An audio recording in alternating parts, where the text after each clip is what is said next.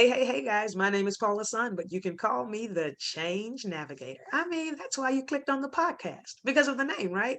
All right, cool. I want to begin by saying welcome to my new listeners and welcome back to the Faithful Navigators. We are here in season three. Season three is all about the pivot, and pivot simply means to reposition or turn. And if you guys have been listening, you know that we have been talking to some amazing people who have had to pivot at some point in their lives, whether it was during the pandemic or maybe some other life event caused them to pivot. So that's what we are going to continue to talk about. But let me throw in this shameless plug. I wrote an ebook about pivot. It's called Pivot 8 Keys to Reinventing Your Now. Slide on over to Amazon Kindle while you're listening. Type in Pivot, 8 Keys to Reinventing Your Now, or you can just type it in by my name, Paula Sun, and it should pop up. The book is only $5.99, and I promise you there are some amazing keys in there that will help you to reinvent your now. Well, today we have a very special guest. She is near and dear to my heart. And navigators, I usually introduce people by their bios, right? But for some reason, my special guest, it's okay. She didn't send me her bio, but guess what? She knows all about herself. So she is going to introduce herself to you all. Welcome, Edora. Thank you so much. And hello, Change Navigators. Hello, I am Edora Butler. I am a 25-year financial service professional. I've spent 18 years in regulatory compliance or enterprise compliance organizations in corporate America. I currently am working with an operational risk management organization, supporting them in project management and regulatory response. I'm a certified regulatory vendor program manager. I am the CEO of Cups, Jars, Vessels, a nonprofit organization that helps people by teaching them how to plan, spend, and budget their money. I am the author of a prayer journal, 6 p.m. prayers, and have plans to release a new book this year. Upcoming book is going to be called Above the Clouds. Wow, that is pretty amazing. You sound very important. It's a lot of you sound Just like you do some somebody that some God very has important stuff. no, that God has just truly blessed me. Just a little country girl that God said, let me just put my finger on her. Gotcha. Well, you do some compliance things and some regulatory things. Again, that's pretty important. I'm just glad I know you. So you said you've been in this field for 25 years? 25 years, Wow, 25 years. That's long pretty time. impressive. So I started moving from a small city in Franklin, Louisiana. So Mhm, that's where I'm originally from. Had mhm. a heart to do some big things and work in corporate America, and found my way to, I'd say, my niche, that thing that I was just really good at and I enjoyed. Uh-huh. That's awesome. So I want you to tell the navigators a little bit of tell the navigators how we met, because there's usually a story, with everybody that I talk to, everybody I introduce. So tell them a little bit about how we met. Well, Paula, I originally met you at church. I was visiting a church and very small church, but was familiar with the pastor and those who had reared him in ministry. And that we never spoke, I don't think, had a conversation at church. But I was making transitions on my job in life. And I just picked up the phone one day and said, hey, you want to have lunch? And the reason I reached out to you, and I think you even asked me why. Why did you call me? Mhm, And I said, because you're free. mhm. And that was one of the things that I liked about your personality, is that you were free, that you knew how to shift and change. Wow, I wasn't expecting that story, but thanks. Thank you. So yeah, we met, and let me tell you, navigators, my thought about Edora we used to go to church together, and I would always see this well-dressed lady just exuding confidence and just walk in the church and do whatever she does, and then she would leave. Like she said, we didn't talk at church, but hello and goodbye, and that was it.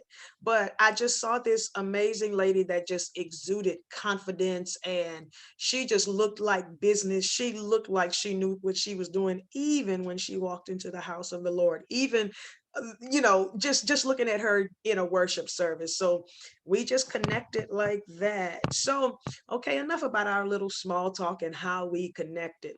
So Edora, COVID-19 presented challenges to many businesses, right? And Yes, you work as a compliance officer in the financial industry, correct? yes. So tell the navigators a little bit about how you pivoted during this pandemic. Well, the interesting part about this is after working for a financial service company for 25 years, I walked away from my job. I Wow. stepped away from my job. So when COVID happened, the only thing that I was doing was working with Cups, Jars, Vessels. As I am a board member to the nonprofit organization, I don't earn a salary there. So in the middle of COVID, before it started and during COVID, I didn't have a regular salary. So I was already in a pivot Mhm. and pivoted during COVID-19. Wow. So you were before COVID, you walked away from your career of 25 years, and you started Yes, putting more energy, more focus into your nonprofit. yes. So I had already made up my mind that year that I was going to kick off the nonprofit organization. The interesting thing about my story with Cup Stars Vessels is I had been dreaming for years. Hmm. I started with creating a business card. Then I filed the paperwork with the company. So I was doing a little bit of something every year. I bought T-shirts. I had a website built, and before I even had a business plan. So what I was doing was putting things into motion so that my dream could come alive. So you were doing this while still working a 9 to 5. Yes. So Tabitha Brown said something last week when she prayed that beautiful, beautiful prayer, that heartfelt prayer for Miss Wendy Williams. We hope that love finds her and holds her tight. But Tabitha said that when you work a 9 to 5, you don't really have that time to have that creativity for your purpose, for what it is that you really, really want to do. So how did you find time to still, put those little things into motion?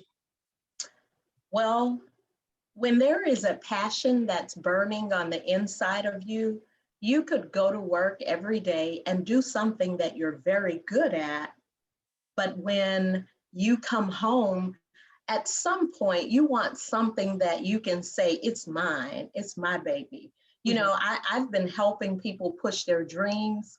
I believe that I was very good at my job, or at least let's just say that my performance ratings always said that I exceeded expectations. Mhm. So I was exceeding expectations for someone else. But when I came home, I had to finally make up my mind that I was going to give some of that time to me. So, to what Tabitha Brown said about when you're working that 9 to 5, it takes away some of that creativity and the time that you have to allocate that. I would agree with that statement. So, while I was away from corporate America, I had more time to plan, to dream, to meet with people.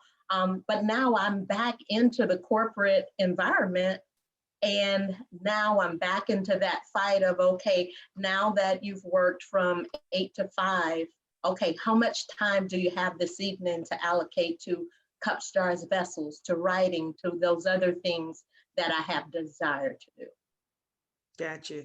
So tell us a little bit more about cups, jars, vessels. You just gave us a tad bit of information about it in your introduction, but now tell the navigators a little bit more about cups, jars, vessels.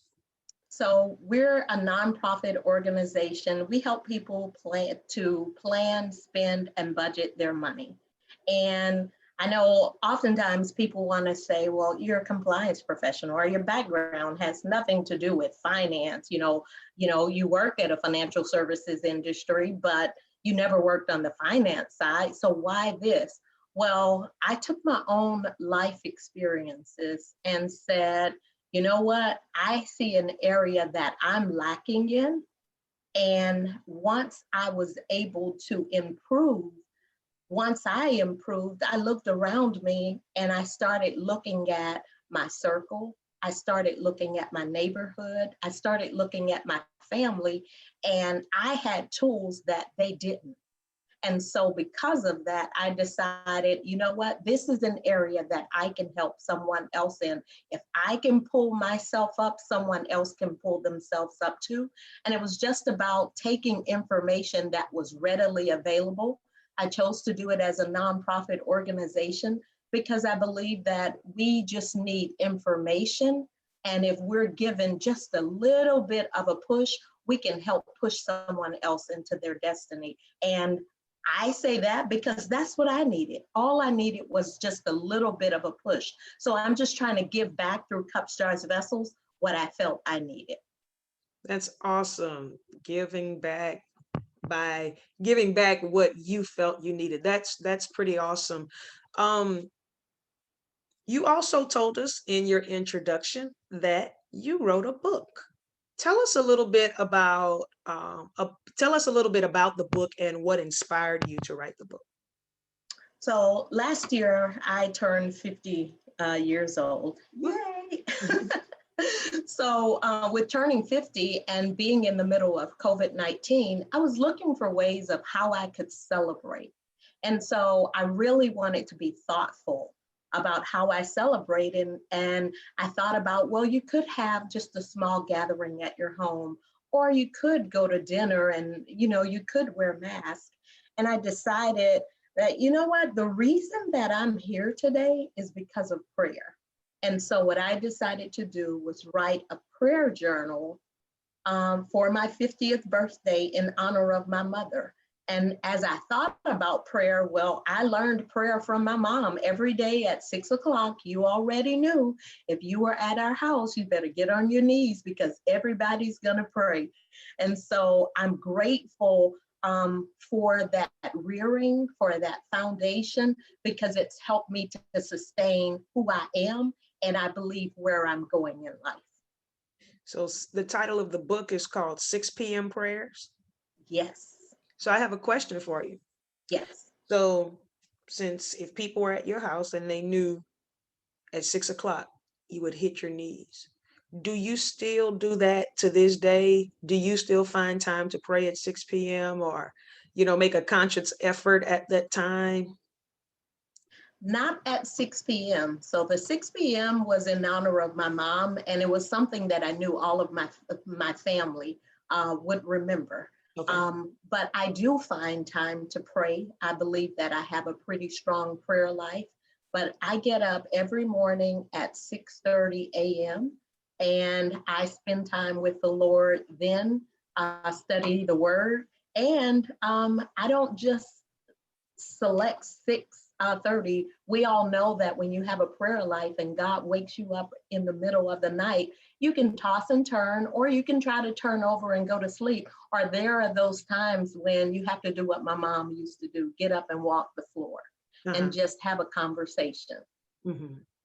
So you've kept that alive. You've continued your conversations with God, regardless to the time of day. Yes. All right. So tell me a little bit about yourself. How would you describe yourself? Do you describe yourself as someone who embraces change or someone who resists change? And tell me why. Well, Paula, I believe that I'm someone who embraces change. Now, that didn't happen overnight. I think with time, age, and maturity, that we learn to accept change. I'm usually a planner, so I thrive in a well-structured and ordered environment. Uh-huh. So I believe that I embrace change. I had an experience today, though, that I'd like to share with your listeners Okay. that helped me to see that, you know, when we don't accept change, we become what others might perceive as dead weight, Mm, because change is going to happen whether you go with it or not. hmm. And when you become dead weight to those who are around you and those who are trying to pull you along. Wow. So when I think about change, I don't want to be dead weight where someone has to carry me and pull me along. I would rather accept change and walk about those changes, learn from them. And working in a compliance organization is heavily regulated by Internal Revenue Service, Department of Labor, the Fed, the OCC. Well, with all those regulating bodies, anyone who works in legal compliance, risk, audit, you know that change is going to happen every day. Hmm. So I think I've become accustomed to change in my personal life. I'm divorced. I had to accept change. Hmm. I lost my father by the time I was 15. That's a change I had to accept. By the time I was 29, I lost my mom. Mm. That was a change that I had to accept. So life keeps happening. So either I'm going to go with it or I'm going to fall back and be dead weight trying to pull people along, or I'm going to be dead weight and somebody's trying to carry me. Wow. Wow. That's pretty good. If you don't change, you'll be dead weight. Wow, that's pretty good. And when I think of change, I think of something as simple as if we sit in one spot all day, right? If I just sit in this chair all day, I will observe everything changing around me. Because if I wake up and I sit here, I can see how the sun will rise and then it'll go all the way back down again. And if I sit here and do absolutely nothing, I've missed an opportunity. At some point in the day, I've missed an opportunity to do something to further my life along or to do something to impact somebody else's life if I'm just sitting here. And so many times we get caught where we're just sitting still and everything around us is changing from sun up to sundown. Everything around us is changing and we're sitting in one spot. So if we would just have just a little bit of motivation, just a little bit to just actually get up and move. So what do you think contributes to people being afraid of change? What do you think? And I know this is not something that you probably have a response prepared for, but what do you think contributes to people being afraid of change? Um, Accepting the unknown. It's the unknown. So I don't know what's going to happen. How will it impact me? Past hurts, past experiences. So if I remember what happened the last time, you know, I was married before. Oh, I'm never going to get married again because this happened. Well, my last experience does not dictate what's going to happen the next time. You know, Mhm. I remember, and this is a little different. There was a young lady I remember growing up with, and she didn't have good credit. And so she went and applied to get a car, and they told her no. And she went a second time, Mhm. and they told her no. And she went a third time, and they said no. You wouldn't believe she went 13 times before they gave her a yes.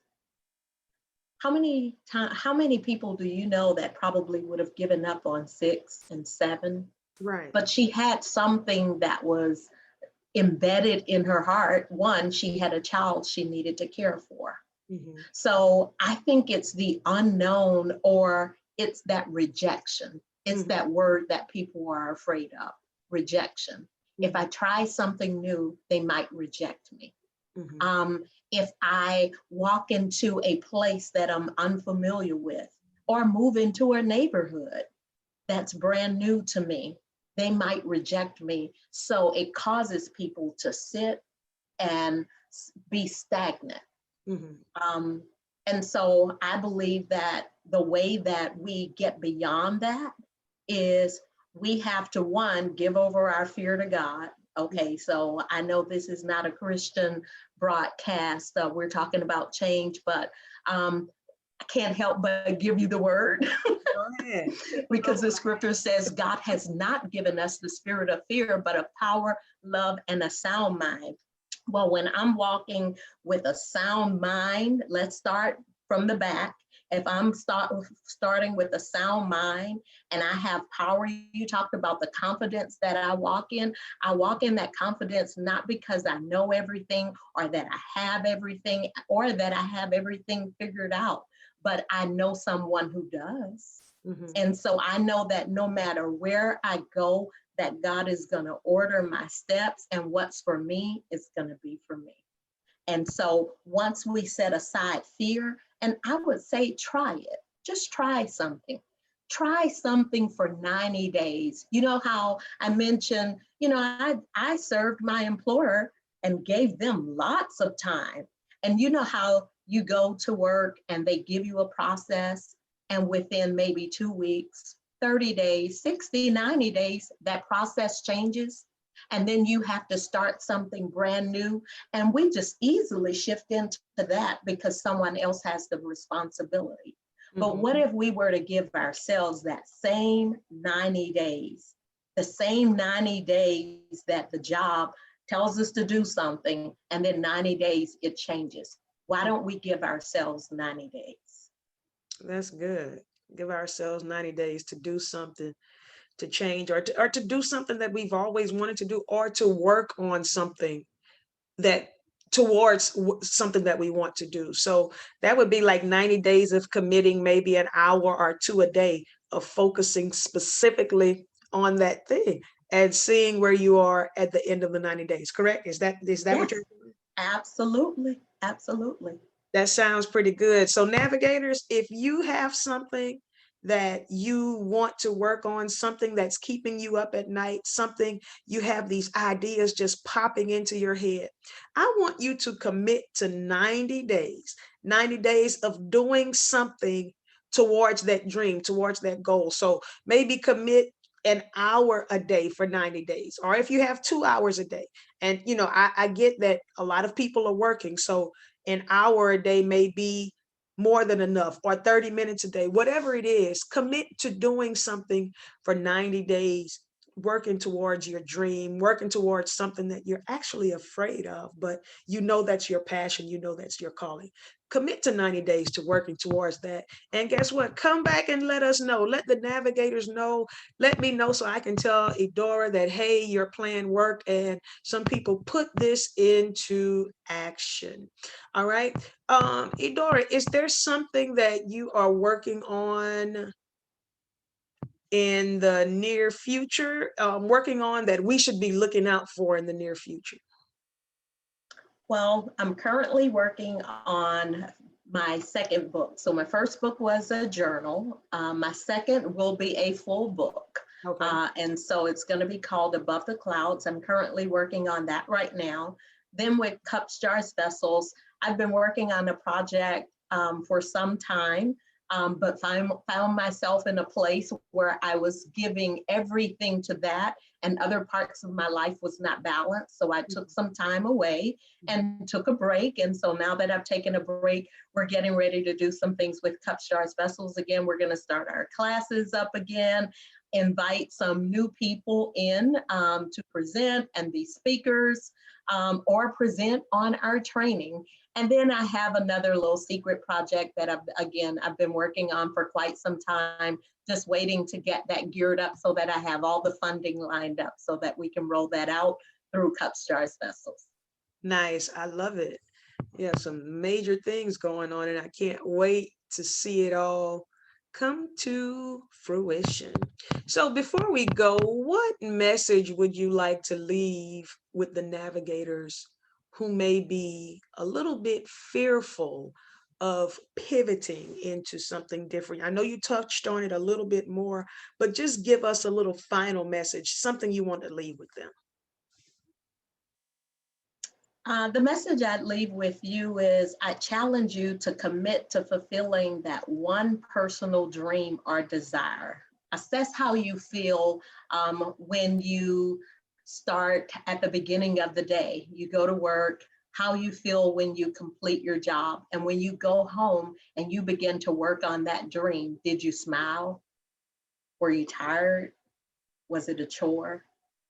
And if it wasn't, I'd say that I think you found your niche. You found that thing that you enjoy and that you would do whether you received a paycheck for it or not. So I would just challenge your listeners, find that one personal dream. As we said before, commit to 90 days, spend some time building something that you enjoy. Or as I told my sister before, take your foot and put it in this earth and say that I'm here.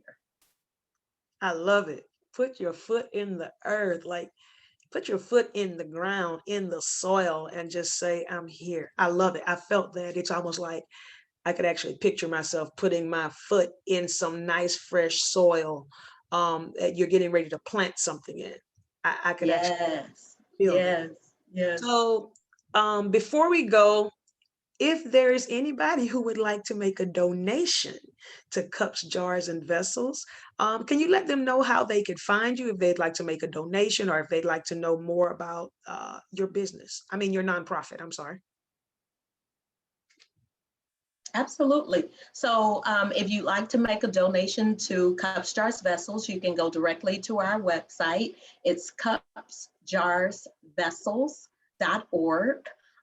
You can also find us on LinkedIn. You can find us on Facebook. You can also find us on Instagram and Twitter. And that's cupsjarsvessels.org. You'll be able to donate directly on that site, or you'll be able to find our P.O. box where you can mail in a check. And we would certainly welcome that. We've already started receiving donations for our scholarship awards for next year. So we're already ahead of the game there. And then if you'd like to reach me, you can find me. I am Edora. I am Edora. You can find me on Instagram, on Facebook, and you can find me, Edora Butler, on LinkedIn. And so I'm on all social media sites except LinkedIn on my personal one. And then I have a personal website, edorabutler.com, where you can go and pick up my book. And from there, you can find the links to all these different things, to LinkedIn, to Twitter, to Facebook, and Instagram. All right, guys, you heard her. You can find her on social media and you can get all of her information there. Listen, thank you so much, Edora, for joining us and for sharing your story and just taking out time to encourage the navigators to go after that one thing, commit to doing it for 90 days and let us know how it turns out. Navigators, thank you so much for listening. And until next time, keep going, navigators. You've got this. Bye-bye.